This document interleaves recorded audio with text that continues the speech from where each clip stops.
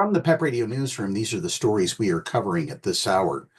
Harvard University announced Monday that it has filed suit to halt a federal freeze on more than $2.2 billion in grants after the institution said it would defy the Trump administration's demands to limit activism on campus.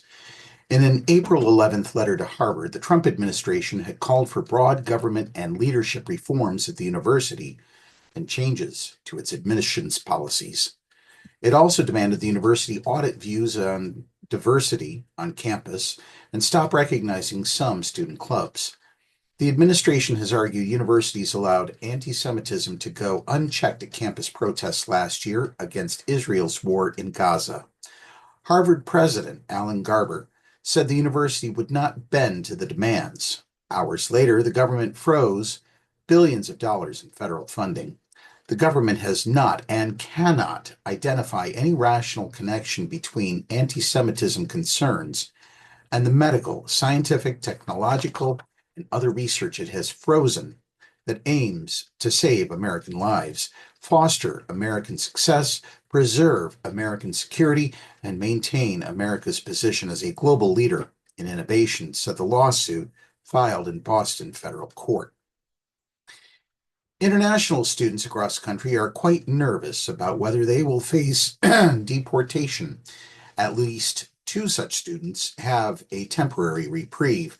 A federal judge in Oregon on Monday ordered the U.S. government to restore the visa status of two international students and temporarily block their deportation from the country. U.S. District Judge Michael McShane's 14-day temporary restraining order came in response to lawsuits filed by a student at Oregon State University and another at the University of Oregon following the termination of their visas earlier this month. At a hearing in federal court in Eugene on Monday, McShane questioned federal lawyers on which regulations they were following when terminating the student's legal status, according to a report filed in the Oregonian Oregon Live. There has to be some regulations for when it's appropriate and not appropriate. What regulation is ICE following here, McShane asked, referring to U.S. Immigration and Customs Enforcement. Assistant U.S. Attorney Patrick J. Conti, representing the Federal Department of Homeland Security, said it hadn't had enough time to gather all the information and argued that the students didn't face irreparable harm as a final agency decision had not been issued that they could challenge administratively, the Oregon Live reported.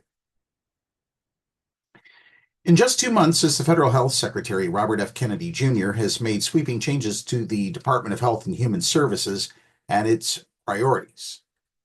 He's dismissed 10,000 public health workers, met with state governors who want to restrict unhealthy foods in taxpayer-funded programs, and delivered an inconsistent message on vaccines as measles outbreaks across the country have sickened hundreds. Last week, he promised to find some of the causes of rising U.S. autism rates in under 6 months' time. Kennedy's followers, a contingent of health-conscious moms, Republicans loyal to President Donald Trump, and others, have celebrated his Make America Healthy Again initiatives. But scientists and public health experts have expressed dismay over some of Kennedy's statements about autism. For some context and additional facts about autism, consider this.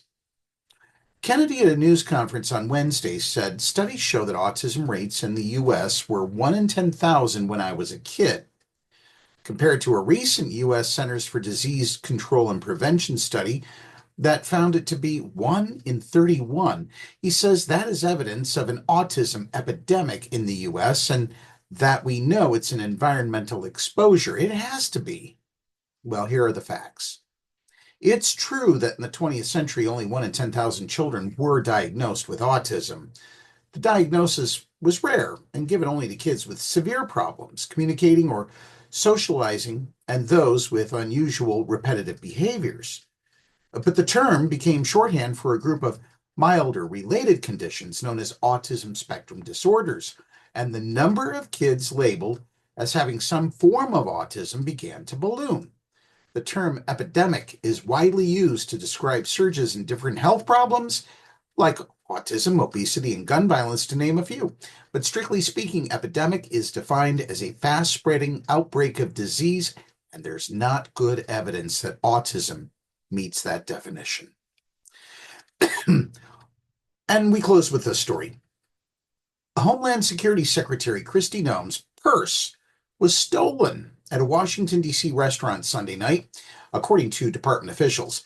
The department, in an email, said Noem had money in her purse to buy gifts for her children and grandchildren and to pay for Easter dinner and other activities. The department, in an email, didn't specify what was stolen, but CNN, which was first to report the story, said the thief took about $3,000 in cash, as well as Noem's keys, driver's license, passport, checks, makeup bag, medication, and her Homeland Security badge. The department said Noem had cash in her purse to pay for gifts, dinner, and other activities for her family on Easter.